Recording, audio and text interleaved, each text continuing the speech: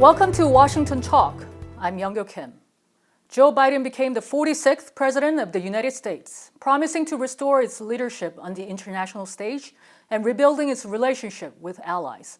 And President Biden is expected to seek better coordination with U.S. allies, South Korea and Japan, in pursuing denuclearization of North Korea, as the regime continues to be a major challenge for the new U.S. government.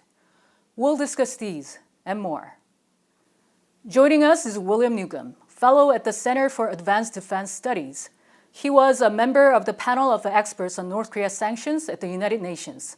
He also served as deputy coordinator of the U.S. State Department's North Korea Working Group. Scott Snyder also joins us today. He's a senior fellow for Korea Studies and director of the program on U.S.-Korea policy at the Council on Foreign Relations. His book, South Korea at the Crossroads, examines the trajectory of South Korean foreign policy. Welcome to the program. Thank you. In his inaugural speech, President Biden mostly focused on the need for unity among Americans. He very briefly touched on foreign issues, saying he will seek to repair America's alliances and global leadership. So, Mr. Snyder, he has reaffirmed that he's going back to the traditional path of foreign diplomacy, hasn't he? Yeah, I think that the Biden administration really wants to turn back the clock to the status quo ante. He wants to restore U.S. leadership. We can see evidence of that in the return to the climate change agreement and U.S. rejoining WHO. But I think the challenge that the Biden administration faces is that the world has changed and the U.S. has changed.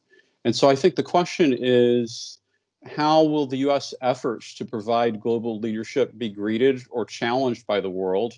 And then can the U.S. sustain international leadership in the face of enormous domestic challenges? Mm-hmm.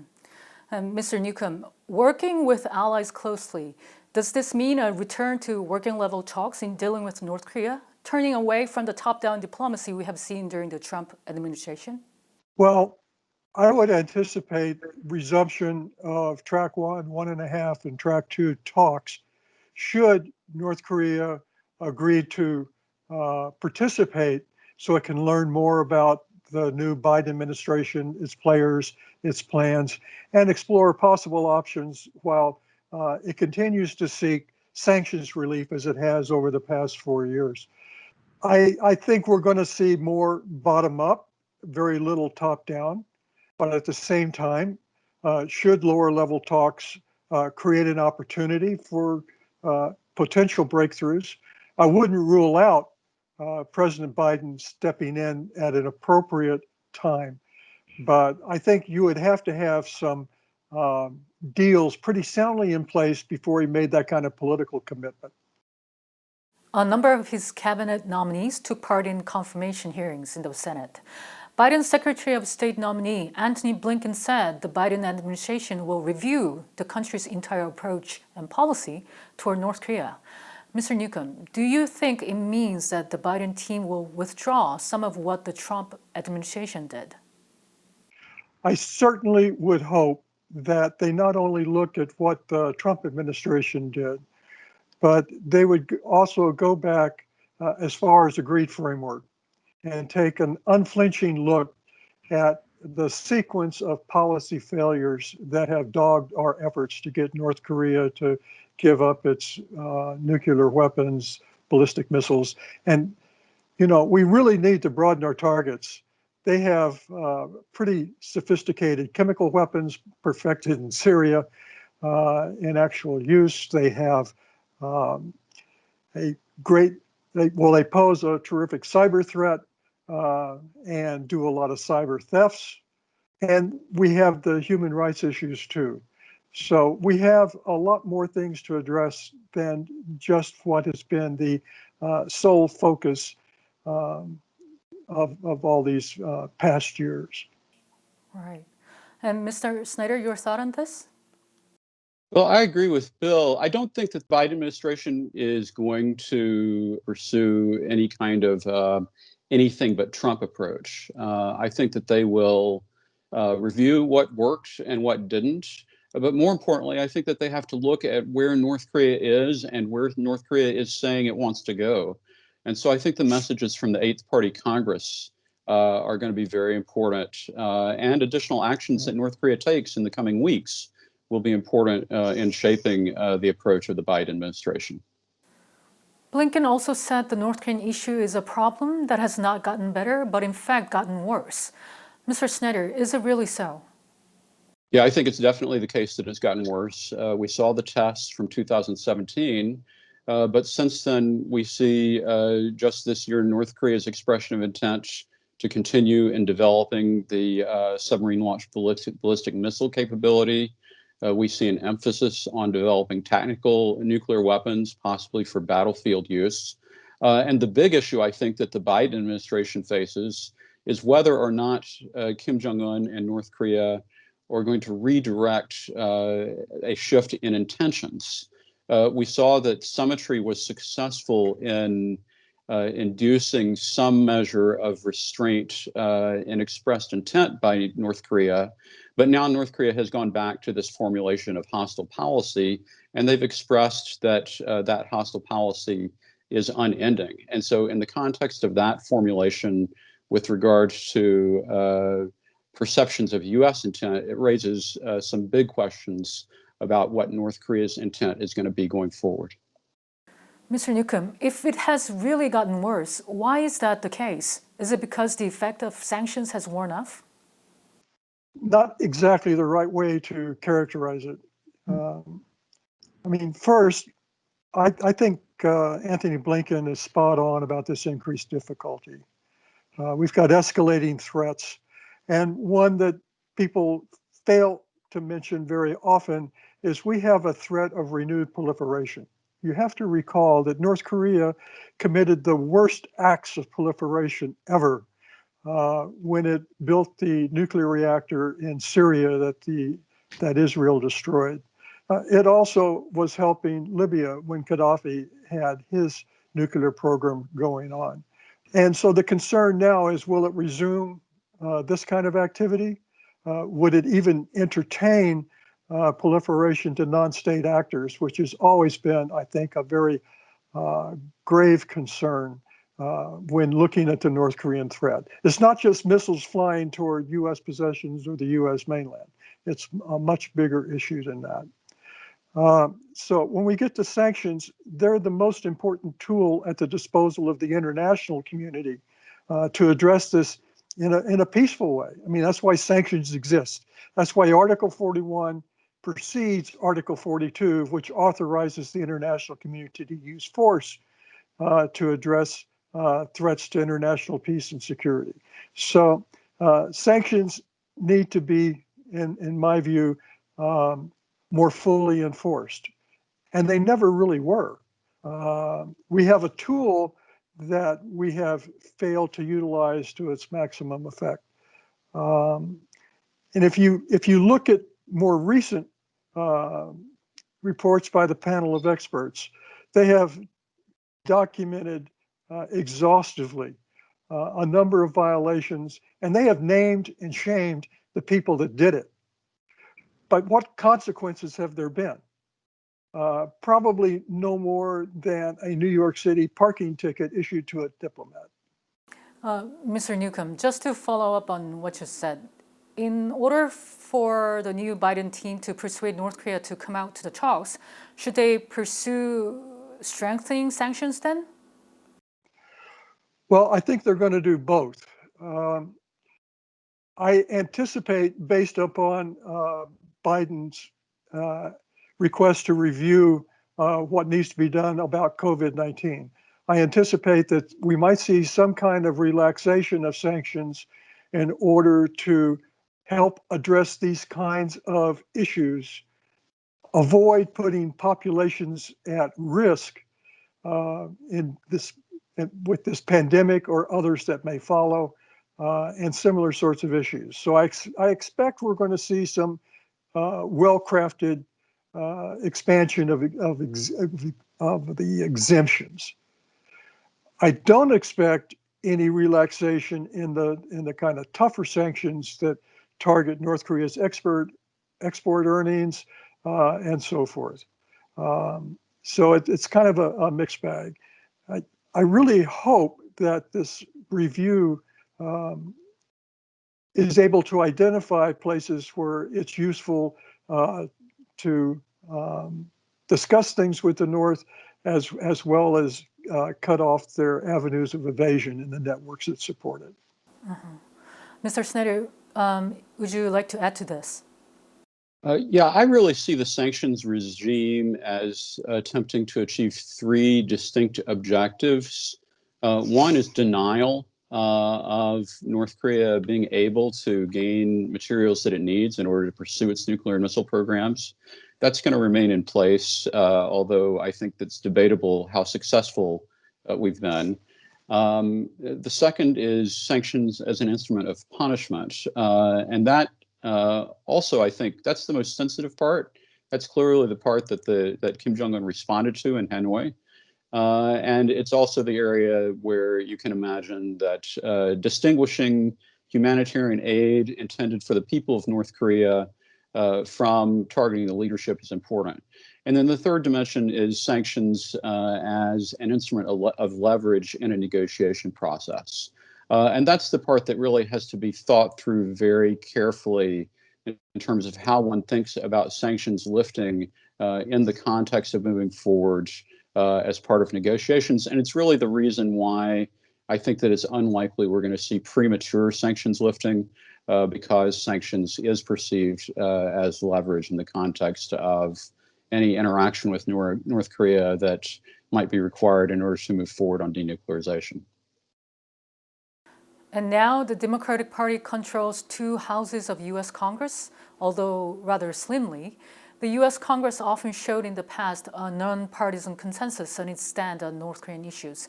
Mr. Snyder, do you expect that the pressure on North Korea will strengthen under the Democratic-controlled Congress? Well, I think there's going to be continued skepticism of North Korea in Congress. I think that there may be more reflexive opposition to whatever the Biden administration does on North Korea from the Republicans in Congress. And in a way, the really interesting development is the emergence of a small group in Congress that believes that we should focus on peace rather than denuclearization. This is the progressive wing within the Democratic Party. But I do not see that group as having any real significant influence at this stage in shaping the Biden administration's policies toward North Korea. Mr. Newcomb, your thought on this? Is there a possibility that we would see some support from the Congress for the engagement with North Korea? Well, I would hope so. In fact, when the new policy is being developed, I would encourage those who are looking into these issues to involve Congress at a very early stage, because I think bipartisan congressional buy-in is going to be crucial over the longer term in developing any kind of policy that would have a hope of success. If we go back to agreed framework, recall that Congress didn't support it. Congress didn't fund it. And that meant that the people in Cato had to go around internationally with their begging bowl to get the money for the LWRs, right? That kind of situation has changed dramatically. We now see Congress passing legislation. In part, it passed legislation because the prior administration wasn't doing enough in their view. In part, it passed legislation to address some glaring human rights abuses. So Congress has put a marker on these issues. Mm-hmm. And meanwhile, South Korean President Moon Jae-in has picked Chung Eui-yong, former Director of National Security at Cheongwade, as his new foreign minister. It was announced just hours ahead of President Biden's inauguration. And of course, he's known for playing a key role in Seoul and Washington coordination, especially in realizing the historic summit between the U.S. and North Korea. Tapping Chung Eui-yong as a foreign minister is seen as President Moon pushing for talks between the U.S. and North Korea. Mr. Newcomb, will this work? I don't think so. I'm sure that you're absolutely correct that he was put in position to rally support from the new Biden administration toward President Moon's efforts to, restart some kind of peace talks and other issues with the DPRK. But with the policy review needing to be done first, I don't expect any kind of near-term progress on gaining that kind of support, other than maybe some rhetoric. I think in time, once the U.S. and the ROK consult, and again, I expect that to happen also in the policy review process, just like I expect consultations with like-minded countries, Japan and those in Europe. But I don't expect anything new. And I don't anticipate a full-throated support of whatever the ROK is pushing. Mm-hmm. Mr. Snyder, President Biden has made clear that he will only meet North Korean leader Kim Jong-un when there is a progress in denuclearization, which means he will leave much work to the professional diplomats. Is there any room for South Korea to play the role of an intermediary in this? Well, I think that South Korea's ability to play an intermediary role depends almost completely on whether or not North Korea is willing to use South Korea as an intermediary. And under current circumstances, it doesn't look like Kim Jong-un is really inclined to do that. We see a lot of effort on the part of South Korea to place itself as an intermediary, but I actually think that what the U.S. wants more than South Korea as an intermediary is South Korea as a partner. And the scope of that partnership, I think, from the perspective of the United States, is not solely focused on North Korea. It also involves a set of expectations for alliance cooperation on a whole range of issues. So I think it's important for the South Korean administration under Moon Jae-in to recognize that it really has a comprehensive role to play, and that North Korea is not the only problem facing the world. And my last question today is about North Korea's biggest challenge, which is the economy. The regime has pledged to carry out its new 5-year economic development scheme. Mr. Snyder, how serious is the situation in North Korea right now? Well, I'm not sure that we understand in as great a detail as we need to, but I think that what's clear is the Eighth Party Congress admitted a whole range of failures, and it doubled down on self-strengthening, which is an inward-focused policy. We've seen evidence of exchange rate volatility. I think there may be problems in the internal distribution system in North Korea. And actually, that's of great concern because it's in part what led to the famine in the late 90s. Domestic agricultural production may be a little bit more stable. But it really is, I think, one of the big questions, and I actually think that it's going to be looked at very carefully as part of a policy review to determine whether North Korea's economic weakness could provide an opening for diplomacy. Mm-hmm. Mr. Newcomb, with sanctions in place, can North Korea really weather through this? If we go back a couple of years, we see North Korea sort of coping with sanctions. We see a fairly stagnant, perhaps very low growth rate economy from year to year. Some years with a little success, other years with a little bit of failure, but sort of navigating along in very difficult circumstances. But the response to COVID-19 was to put a blockade on themselves. And they turned this fairly stagnant economy into one that would experience a very steep decline in economic growth. That would give you an indication of what North Korea might experience should global sanctions be more widely implemented and more rigorously enforced. And even if North Korea were tomorrow to remove its troops from the border, open them back up, try to reestablish trade, the problem is that they've imposed this blockade so long that trade relationships have become dislocated. And it's going to be difficult to repair the damage that's already been done inside the North Korean economy, right? So even if they removed it, while they will get sort of a short-term response, I mean, I would liken it to what the stock market calls a dead cat bounce, where you get an immediate response, but it's not sustainable. And so in the presence of global sanctions that inhibit North Korea's acquisition of industrial plant and equipment, spare parts, raw materials, and cut it off from markets of potential exports, I think any chance of reestablishing some kind of vibrant economic growth is next to none.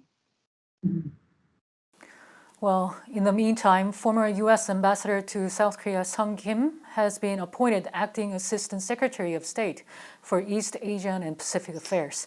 The appointment of the veteran diplomat is closely watched as it could signal the Biden team's willingness to restore the traditional diplomatic path in the Indo-Pacific region. Mr. Newcomb and Mr. Snyder, thank you so much for being with us today. Thank you, Young. Thank you very much for inviting me. And it was nice to see you, Scott. Likewise. And that does it for this week's Washington Talk from Voice of America. Please join us again next week for more analysis.